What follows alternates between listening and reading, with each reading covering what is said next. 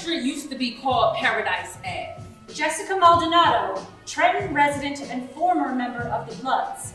The biggest dope pushers went to Perry Street. The sexiest niggas, the prettiest girls. And what's crazy is that Perry Street don't have violence. You could be East Coast, West Coast, come in Perry Street, and you was okay. But that sculpture that the kids put up shouldn't have happened on Perry Street. Who wants to see that? I didn't even want to see that. Nah, leave that statue up. Early Harrell, current member of, aka Almighty Blood Messiah, current member of the Bloods, Sage Coalition member, and Candlemaker. And it's right in your face when you come out your door. And your child is proud of what they've done. Like, Mom, I'm gonna go and paint this mural today. Or Mom, guess what I'm going to be doing today? And it's all those possibilities that are gone because they removed that one statue. Yeah, but see, that shit went out like Hamilton grounds for sculpture. How would you feel if a bunch of homies who was interested in that started taking pictures? They throwing signs up. Hey, people ain't seen blood violence around here since like 2005, you know what I'm saying? Wait, what happened in 2005? Yeah, okay. Okay, we get it. Stop. So is Trenton a gang town? They using that fear. That fear from keeping you from even expanding. I was a gang member. My baby father, Jay, got into some crack with some regular people. But they weren't in the gang. But those people went to our nation and complained. And the gang had Jay killed. Now it's about 4 to 6 months later, and my baby started to get sick. And I noticed that the more I stayed away, the less the phone calls. The only phone calls I did get is either they wanted something or they needed something. Yo, do me a favor. Spot me a 20. It was never, how you doing? Do you need anything? I wanted to drop my flag face down. Quit the Bloods. The main rule, you're never supposed to let anybody know that you were blood. But I went to the Trentonian and I told them, and they picked up the story and it hit the front page in the newspaper the day after Mother's Day in 2006. It kind of ruined me. As a person, it ruined me. It was like one thing hitting me after another, and I didn't know who to go to. I didn't know who to trust, or who not to trust. I became blood in 2001. You know, and I just looked at it as a way to, you know, change my community from a lot of the stuff that was going on at the time. You know, there was like a lot of police brutality, but it always got pushed underneath the rug, you know what I'm saying? But it ain't really affected me until they hit my girlfriend. Well, my girlfriend at the time. You know, and I couldn't do anything about it because, man, I was locked up at the time. But you know, I was just really upset, man. You know, because I just couldn't really understand. Because these were working females. They weren't like some troublesome females. I just couldn't understand how they could be sitting on that porch and in a split second, they're being beaten by a bunch of police officers. Man! So I'm like, God, you know, we gotta develop some type of strength in our community.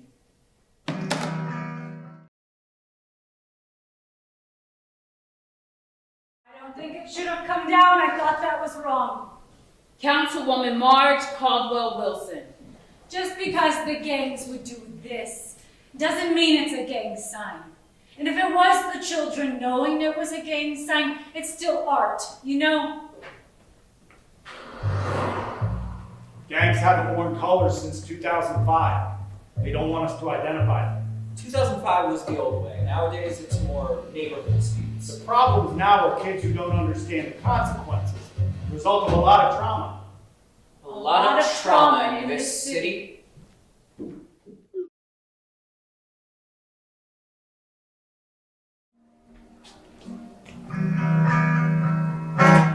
So, no one will admit that they had a problem with the sculpture. Check. So why was it taken down again? Because art is supposed to make people think. Is that why this bothers you so much? Because people can't experience the piece now? No, that's not it. I don't know. Look, you know this isn't the first time that this thing has happened before, right? Yeah? When did it? The Michael Brown mural. Painted by Will Castle, a Trenton artist. In October 2014, a mural of slain Ferguson, Missouri teen Michael Brown, who was shot to death by police officers while unarmed, was taken down after a request from city police officers. The mural depicted the 18-year-old wearing his graduation cap and was inscribed with the slogan, "Sagging pants is not probable cause." So, why aren't we talking about that too? You know, how many Michael Brown murals and helping hand sculptures have there been in Trenton? If they get taken down or painted over, we have no way of knowing. Unless the story shows up online somewhere. Then another story shows up and takes its place and everyone forgets. Not everyone. Yeah, say that again. Not everyone. Black people aren't afforded that luxury to just forget. I mean, yeah, sure, you'll have some artists like Will Castle who'll come out and they'll try to deal with it. And they'll create a creative piece of art. And then that piece of art hurts somebody Or else. someone's afraid it will hurt someone So they else. destroy it, they take it down. They paint over it, and whatever effect that art might have had, it just vanishes.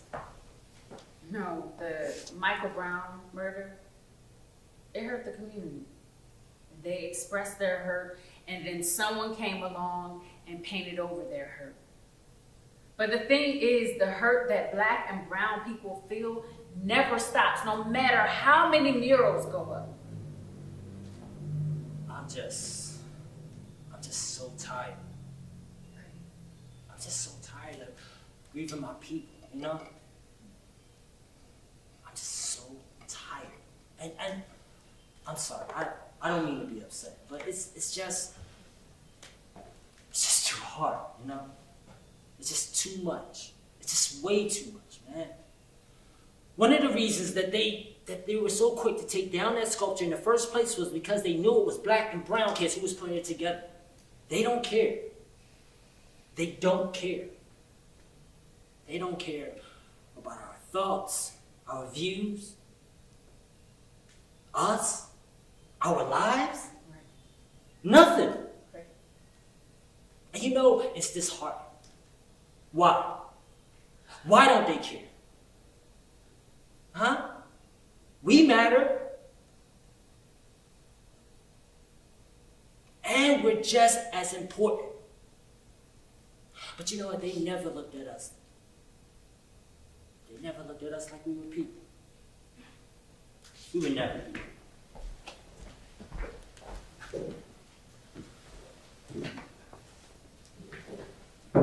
The Michael Brown mural. It was a very beautiful piece of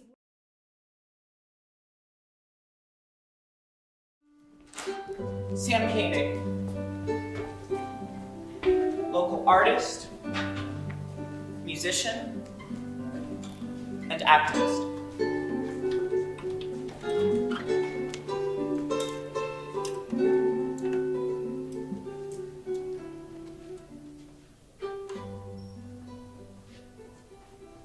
You're asking about the Puerto Rican flag Yeah. and the swastika. Sorry, what? Look, I know that I'm on the record, right? Oh, sorry, yeah. But I will ask that for you to be sensitive about what it is that you decide to use. You know, like a personal request, you know? Of course. Because that experience to me is still kind of traumatizing.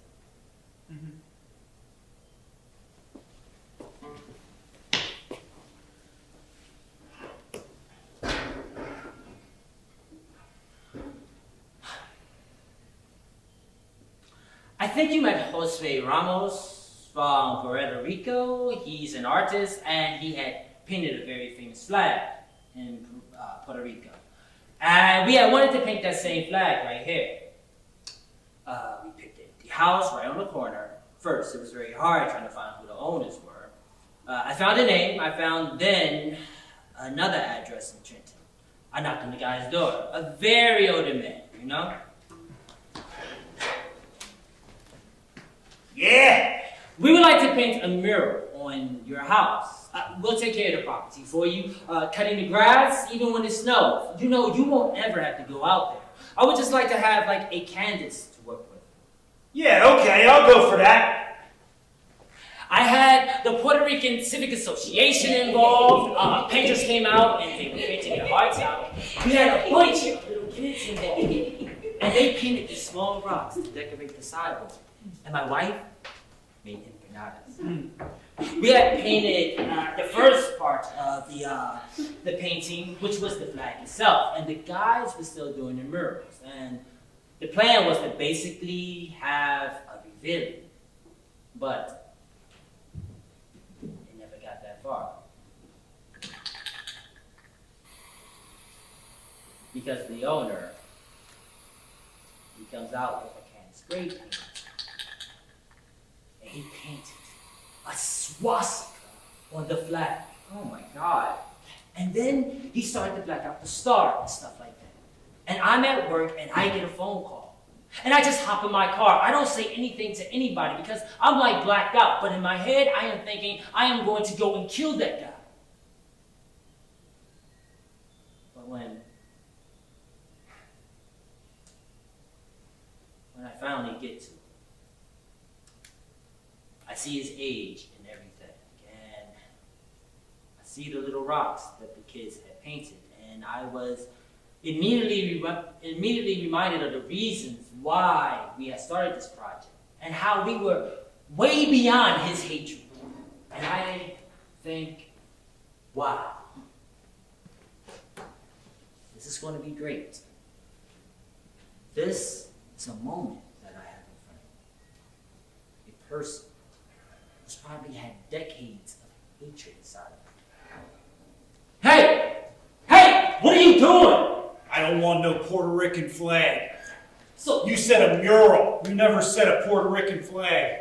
So you don't acknowledge the contributions that Puerto Ricans have done for the city? They've done nothing for this city. Zero. You don't belong in this country. Where? We're American citizens. Don't you understand that?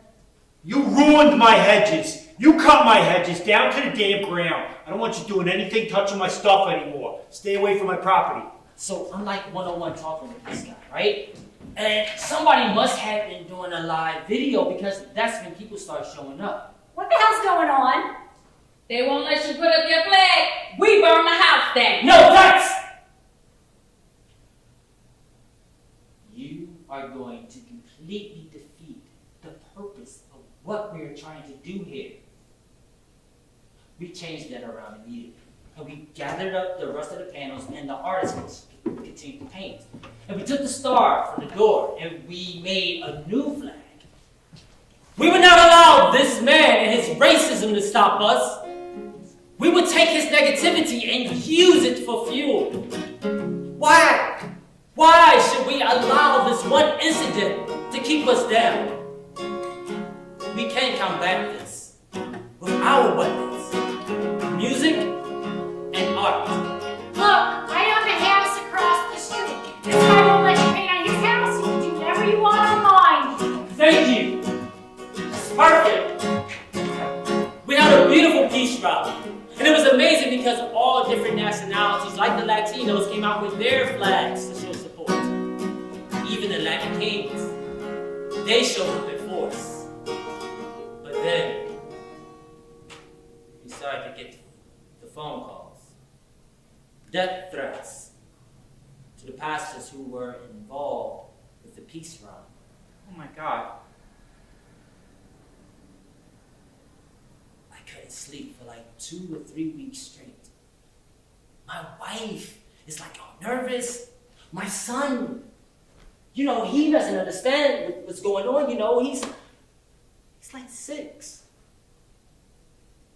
So, one Sunday I'm out painting another mural somewhere else, and the alarm in my house goes off, and I get a phone call from the dispatcher, and they're like, You have an alarm going on, an intruder alarm going on? and I get there, and the police are already in the house, running around with their guns out and everything, and they couldn't find anybody.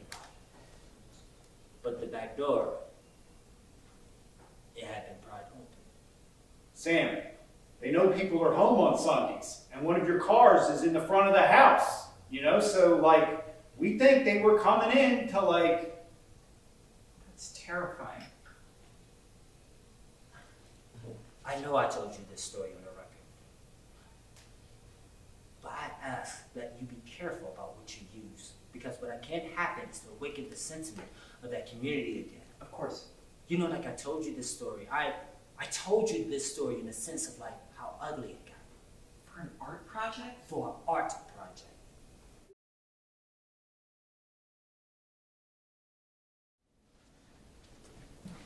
So we can all agree that this wasn't done with grace and thoughtfulness. So we've at least learned that lesson. Our kids have been taught to not expect much from structures of power, right? And that's very frustrating, upsetting, and wrong. And you've done this thing that everyone's telling you, you've done something bad that you didn't even think was bad, and now we have to hide it away. Sometimes life isn't fair, doesn't give us the answers we want. I guess that's a life lesson we taught that year. But the lesson isn't, don't make art, or don't do creative things, or don't put yourself out there. They learned a lesson about how decisions get made. And so did we, I guess. All the adults, too. And what about Eric Schultz? What did you learn from him? Do you think you'll use anything that he taught you in the future? Well, Eric definitely did teach us a lot about bringing out our creative side and thinking outside the box. I mean, you would never think to make a sculpture out of pots and pans. And these are the people that we have to listen to. Because this is what they wanted in their hood. That's what they wanted in their community. So when they come out, they got something to smile about. Are you two still creating art? Not really. Not anymore, actually. Well, was the time that you built the sculpture at the summer camp the only time you've really been involved in art? I do like to draw a little here and there. I'm not that good, but I like to try my best.